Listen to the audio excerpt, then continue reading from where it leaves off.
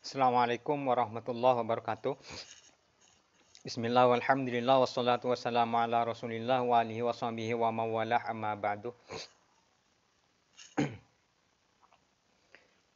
Para pemirsa yang dirahmati Allah subhanahu wa ta'ala,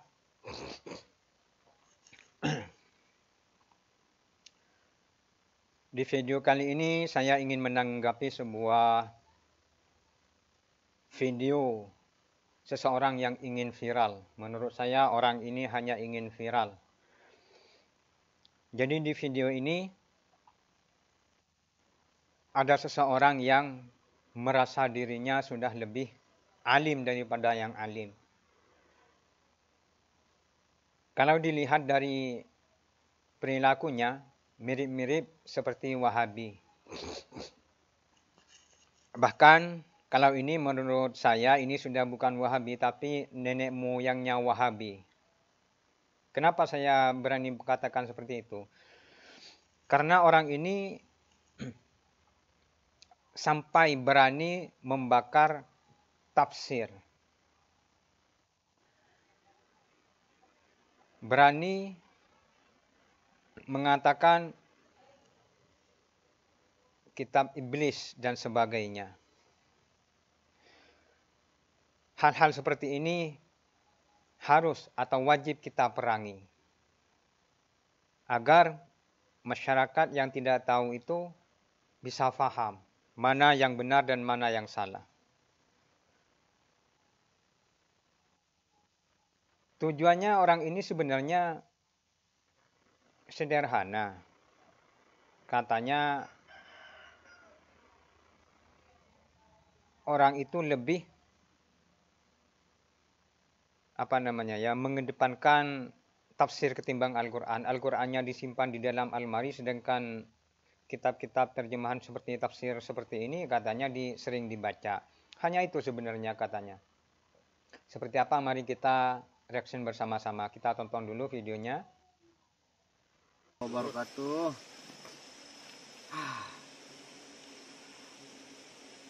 Ini saya bawa kitab. Dua kitab tafsir Al-Quran. Tafsir Ibnu Katsir dan tafsir Qusairiyah. Dari menyebutkan kata kitabnya saja sudah salah. Jadi orang ini mungkin belajarnya ya belajar dari media sosial atau dari orang-orang yang sudah memang bukan ahlinya. Sehingga dirinya ini salah jalan juga.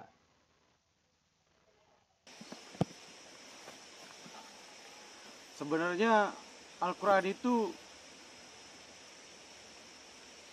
harusnya dipelajari langsung. Nanti kita belajar langsung ke Al-Quran, kita langsung belajar kepada Allah melalui Al-Quran dan Sunnah.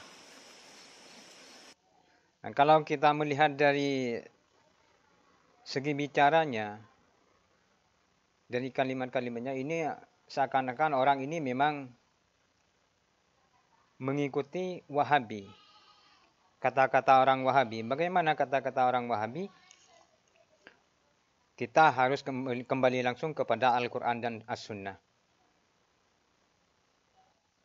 Sedangkan orang ini, saya melihat dari backgroundnya, dari video yang lain, orang ini, maaf, sebelumnya minta maaf, kayaknya orang ini tidak pernah belajar kitab atau tidak pernah belajar ilmu agama atau minim belajar ilmu agama.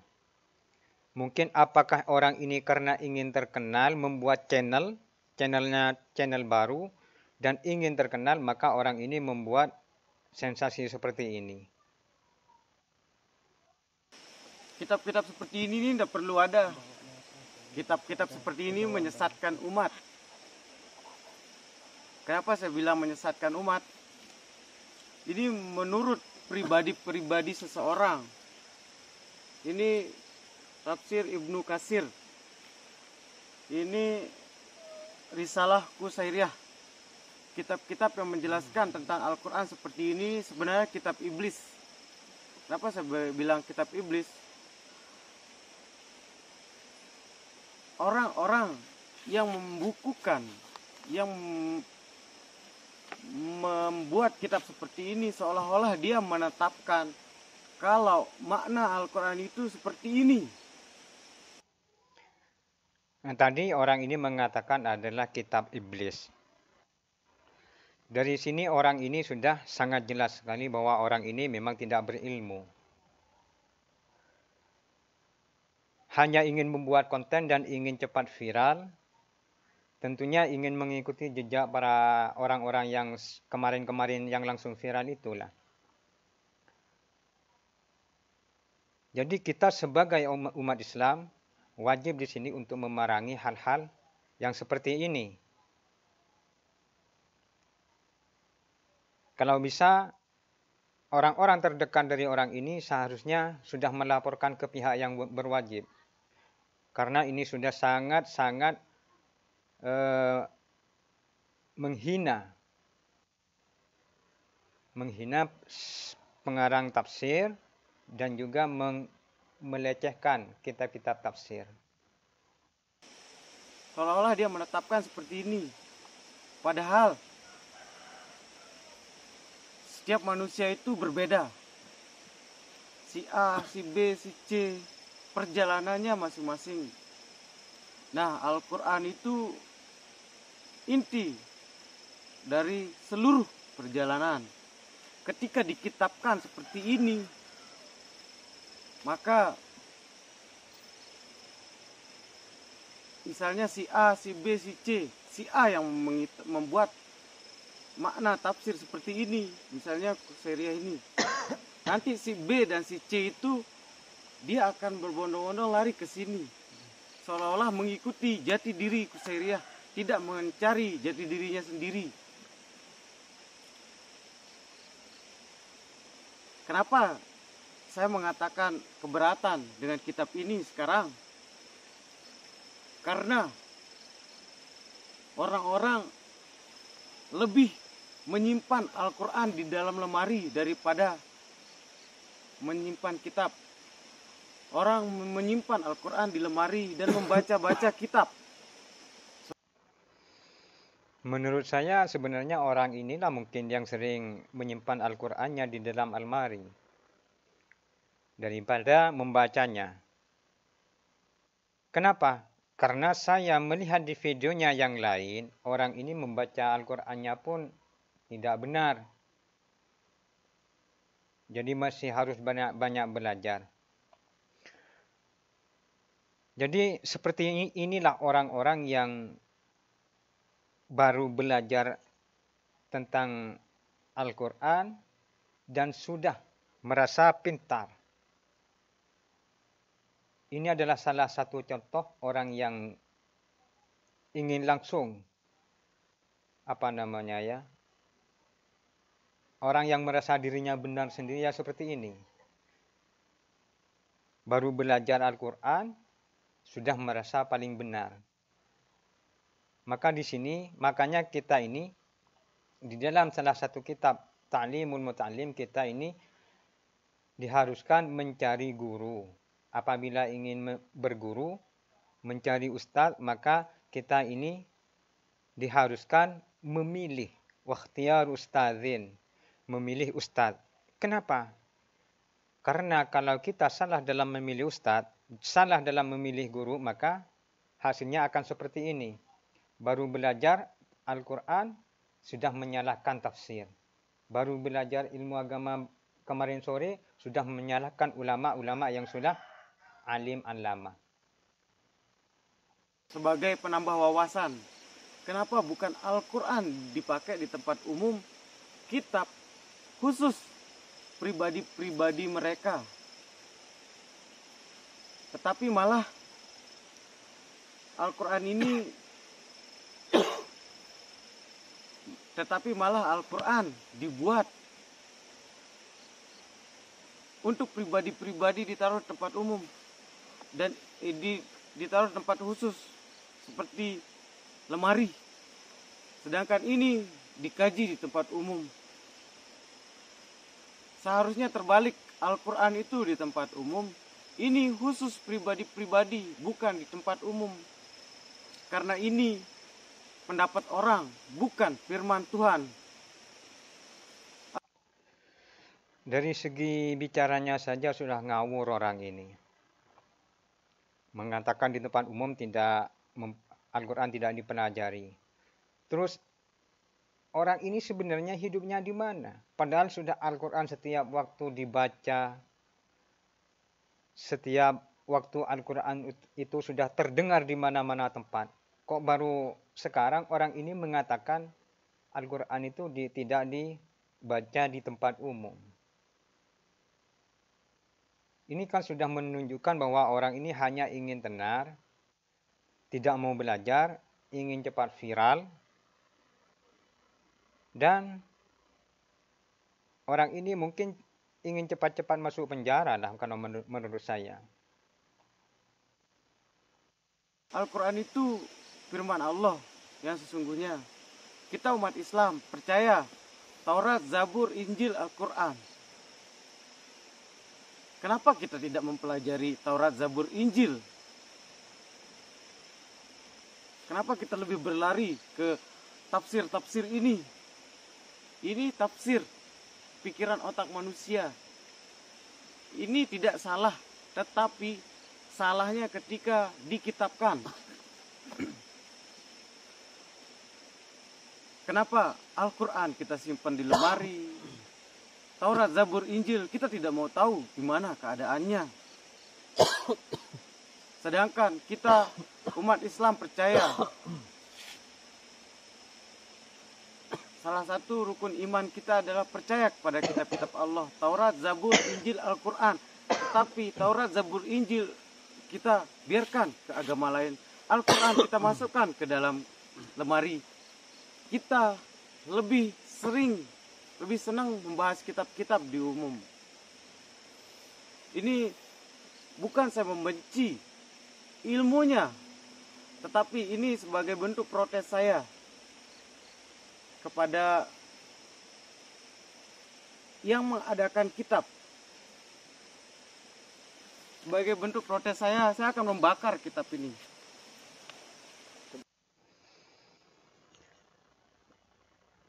Astagfirullahaladzim.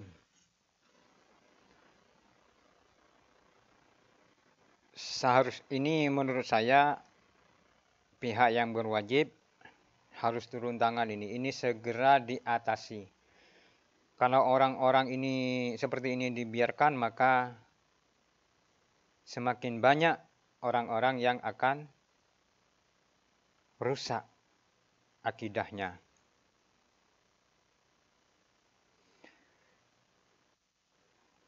Stop bang, sedikit. Stop.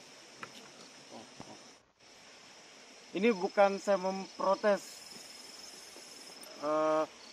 isi kitab. Isi kitab ini bagus, tetapi ini pemikiran satu insan atau individu. Tentunya jika ini dibiarkan, orang-orang lain pasti akan susah. Maksud saya, mereka akan mengikuti kitab ini, ada yang mengikuti kitab ini dan tidak mencari jati diri mereka sendiri. Mereka akan lebih condong ikut-ikutan kepada kitab ini. Itu yang membuat orang menjadi kafir jahiliyah, beragama gara-gara ikut-ikutan, bukan karena jati diri mereka yang diambil dari Al-Quran langsung. Ini bukan untuk protes, tapi sebagai protes saya pribadi, kecewaan atas penyesat, kesalahan-kesalahan yang tidak disengaja. Saya akan membakar kitab-kitab ini. Ngomongnya saja sudah ngawur ini, sudah tidak sinkron. Pertama mengatakan kitab ini adalah kitab iblis. Dan juga mengatakan kitab ini baik. Dan juga ini sebagai bentuk protes. Di kalimat lain orang ini tidak protes. Pokoknya orang ini sudah, menurut saya ini sudah stres ini. Orang ini hanya ingin cari panggung, ingin viral. Saya rasa kita harus melawan orang-orang seperti ini.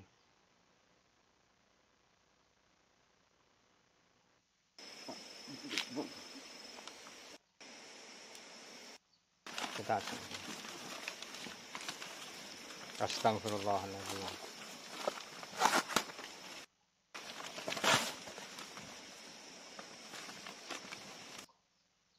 Saya anggap itu kebohongan.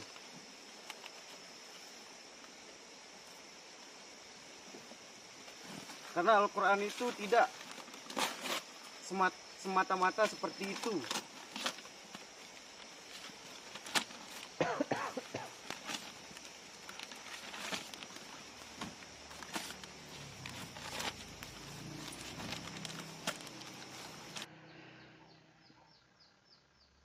Baiklah saudaraku semuanya, dari sini kita bisa belajar. Belajar bagaimana agar anak cucu kita, saudara kita, adik-adik kita tidak terjerumus ke dalam hal-hal seperti ini, maka alangkah lebih baiknya saudara kita, anak cucu kita, kita masukkan ke lembaga pendidikan keagamaan. Entah itu di pesantren atau itu di lembaga-lembaga diniyah yang lain, walaupun bukan pesantren, yang penting tempat menimba ilmu agama Islam. Ini sudah sangat melecehkan sekali ini menurut saya ini. Ini harus ditindak.